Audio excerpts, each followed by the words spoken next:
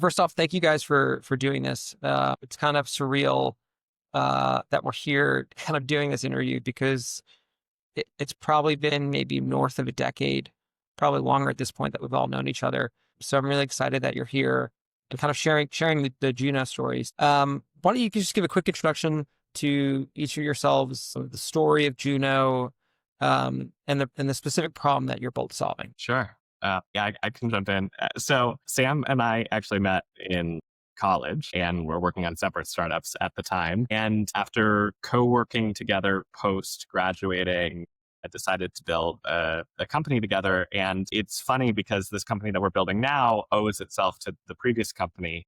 Because after lots of pivots, twists, and turns, we found ourselves in the corporate travel space with our last company, Pana, and solving a very unique, interesting value proposition for enterprise customers, which was that for their employees, they have travel management tools, they have expense management tools, but for non-employees, people who the company is responsible for, whether those be new hires or speakers or partners or recruits or contractors or in the healthcare space, healthcare professionals traveling on behalf of organizations, there's not good tools to solve for that pain. And we found overwhelming demand for solving the gaps that exist in existing travel and expense tools.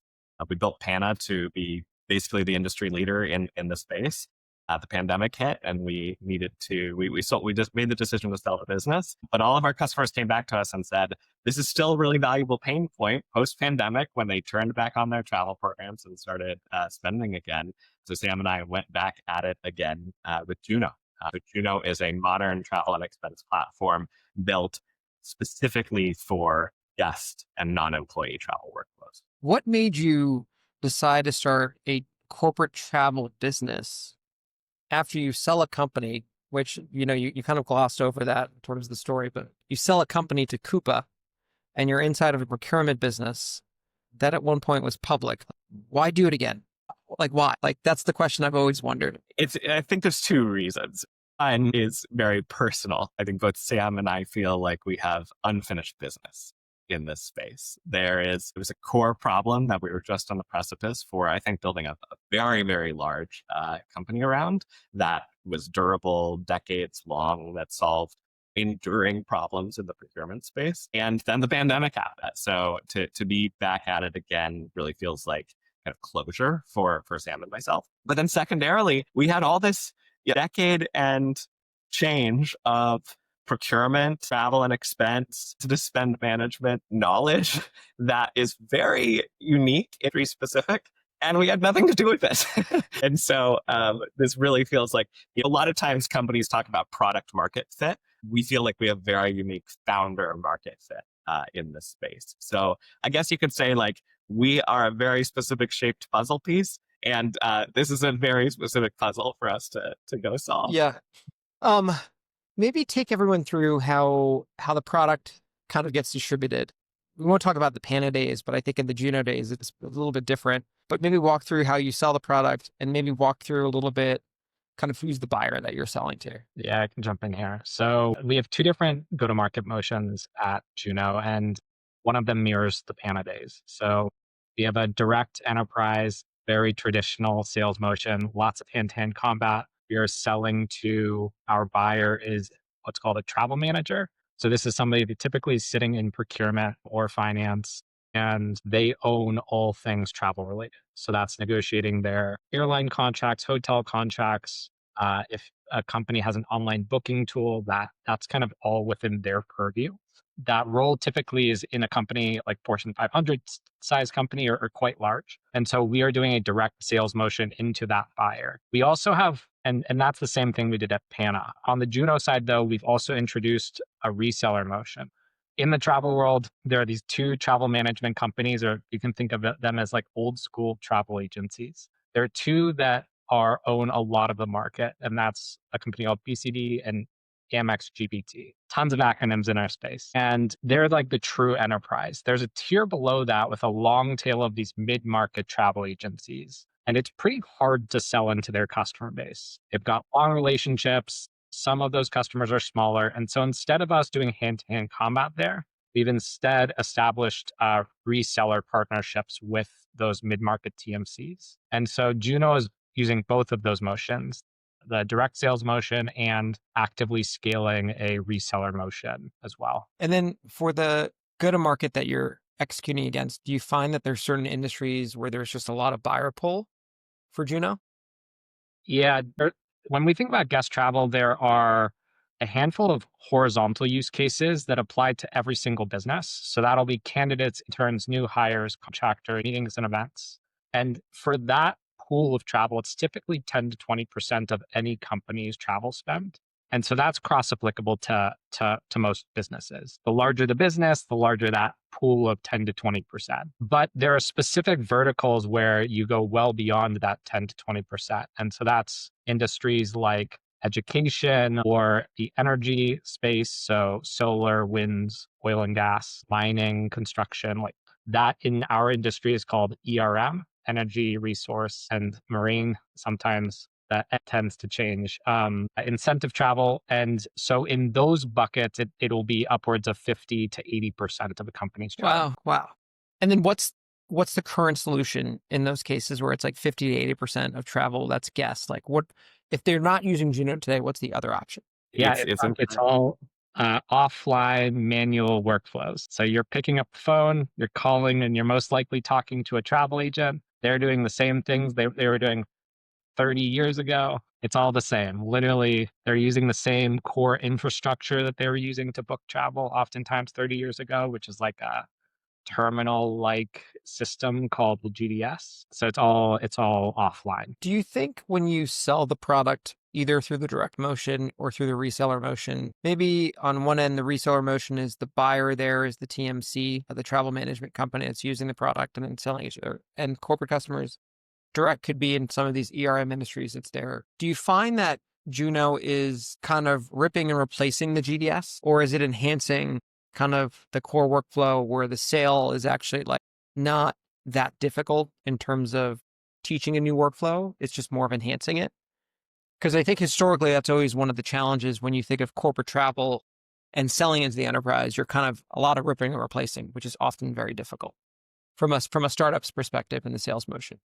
Yeah, I mean, so I'm technical by background, and so I have some strong opinions about ripping and replacing versus continually iterating and improving on. And I think the thing that most people don't realize is that most innovation across most industries is incremental improvements, levels of abstraction on top of still some of the core gnarly old school infrastructure that still exists. I mean, if you look at like the fintech space, ACH is still a CSV file that gets sent between banks every day to determine how money should be moved. But, you use a mobile app and press a button and use Apple Pay in order to make that payment built on top of all of those layers of abstraction. So Juno's not ripping and replacing some of the core underlying infrastructure, such as the GDS, but we are making it much more accessible to build employee efficiency and customer efficiency and TMC efficiency on top of that GDS. And that's actually, it's better if you don't rip and replace, because what people don't realize is that technology that's 30 years old also has 30 years of iterative improvements to wrap itself like a glove around the use cases and pain points that customers are experiencing. So we find you actually like typically do more disruption by ripping and replacing, and instead we're just incrementally enhancing. It's a very unique insight because I think most startups will pitch the inverse of that, which is we're going to rip and replace, or we're going to augment an existing workflow. And then over time, if we gain share in the employer's kind of usage, they don't realize all of a sudden we've taken share of the legacy tool that's there. Yeah, I mean, what, in my opinion, the most important layer to replace is the interface layer. How our day-to-day employee is doing their job, because that's what you're spending as an employer.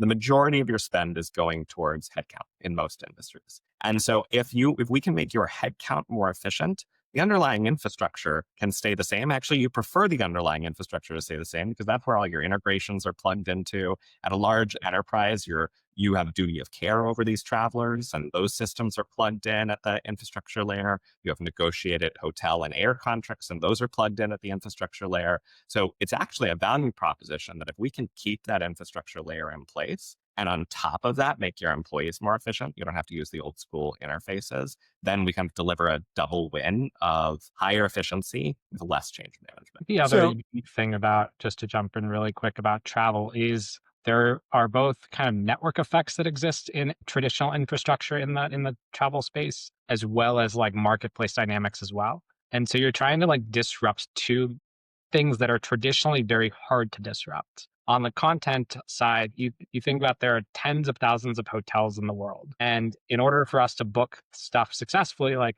any travel program may want to book any of those hotels. And so for us to rip and replace how hotels are booked globally, that becomes a pretty complex, hairy problem set to get all of those hotels in. And then on the network effect side and kind of usage adoption, you have all these travel agents who have spent decades being trained on how to service travel very well in a very high touch manner. And ultimately, in travel today, when something's going wrong and you need help figuring something out, you want to be able to get on the phone and talk to somebody or like have somebody help you solve those problems. AI over time might be an interesting disruptive force there, but we're not fully there yet. And so you have these people that need to be armed with tooling to be able to help you do that well across air, hotel, car, and all these things. And that kind of infrastructure layer exists to enable them to do that. So two more kind of broader sets of questions before we wrap up. Before Juno, you built Pana, and this was before AI. And I think you built Pana in this world where we were just starting this concept of vertical software, kind of becoming the system of record in a certain workflow for an employee, lots of very specific integrations in a deep industry that you can kind of get a lot of entrenchment, a lot of usage. And now we live in a world where vertical software still exists, but on the interface layer has actually changed quite a bit, largely because of AI, ChatGPT, Claude, things like that. And now Juno is built in an AI era. So I think it's a really interesting conversation to have as two CEOs and founders of a business that was vertical software, that raised venture, that sold to a very large public company. And now you're back at it again in an AI native way. Like, what's different about that from building a company, pre-AI, post-AI? And then on top of that, like, one of the things that I find so interesting about AI native companies is that the rate of experimentation for employees is so much higher than that of pre-AI businesses. So maybe walk the audience through how you think about experimentation now in the Juno world. Yeah. I can talk about the product and maybe Sam, you can talk about how we think about experimentation. And apparently this is my day to be contrarian to your questions, but I'm actually going to start with what's the same because I think it sets the stage for what's different. Pre-AI and post-AI, what stays the same are the jobs to be done and the problem sets that we're solving for customers. We view ourselves as a coordination platform for travel and for any travel journey, whether it be a guest journey or a meeting or event or your top salespeople going to an incentive trip. There's 70, 80, 90 different decisions that need to be made along a trip. What airport should I fly into? What hotel should I book? How should I expense this? How should I pay for this? And in the pre-AI world, a lot of those pain points and a lot of those problems our software could solve, lines of code, if-then statements. But some of them still required our customers to do work. You use our product, use point-and-click interfaces to make some of those decisions. Now we just have another tool in the toolkit, which is AI, which can be trained to make relatively predictable and intelligent decisions about some of those pieces of the workflow. So that means is we're able to more deeply solve these pain points of travel coordination. That means the number of minutes or hours or days per trip that someone is spending thinking about logistics when they're not thinking about doing their job as a recruiter or as a salesperson or as a contractor go down. And we're able to deliver higher efficiency and higher satisfaction. And what's really exciting about that is we're able to actually tie that to our pricing model now. In a pre-AI world, we said, we charge you X dollars per trip. And if that trip turns into a disaster or if that trip goes well, we're still going to charge you X dollars per trip. Now we are so confident in delivering the outcome that we're promising, which is you don't have to spend a lot of time thinking about your trip and your traveler is going to have a high level of satisfaction, that we survey our travelers at the end of the trip. And if they score 3 stars or lower out of 5 stars, we don't charge you for that trip because we did not accomplish our job, the job to be done, the reason why you're hiring our software. And that's just I think that's really exciting because it means procurement folks can actually buy outcomes rather than just buying software. Hiring your software. I like that. Haven't heard that Yeah. term. Yeah. It's good. Yeah. I think you'll hear it a lot more in the world of AI agents. Yeah. Sam, what about experimentation for you all? Yeah, I think that one of the things that's exciting about all this stuff in the AI world is the rate with which you can build across basically every job function. So in the product and coding world, I think that's gotten a lot of publicity, and everybody talks about Cursor and kind of all these coding tools. And I think that just the rate with which you can ship something and different, I would say, like with different levels of stability. When people talk about vibe coding, like, we don't believe in vibe coding a product that needs to be super stable, scaled, and all the rest. But it does allow you to start to like get a feel for what a product could be. And so I think there are different levels to the experimentation. And typically we're thinking about, like, again, is this like a near term experiment, or is this a long term thing that we need to be building towards? So on the product and end side, there's that piece of it. From like a go to market, there basically in every vertical, there's now AI specific tooling that you can do to run experiments. And we're dabbling with all of it across everything, because ultimately we want to be able to build a highly efficient team who can do 10x what our old team could do in the Panda days. Yeah. How do you share the learnings from the experiments inside the company? Sorry, what was that? How do you share the learnings and the insights that you've gleaned from the experiments inside the company? It's given. So we've intentionally tried to keep our team small, and that'll continue to be the case. And I think that'll actually be a pattern that we start to see across a lot of businesses. Is the headcount of companies may not grow as quickly, but the number of companies might be exponentially higher than what we saw before. And so that makes cross pollination of successes and ideas and all the rest really easy, because we can talk to our team all the time and everybody's in Slack and everybody can see what is happening.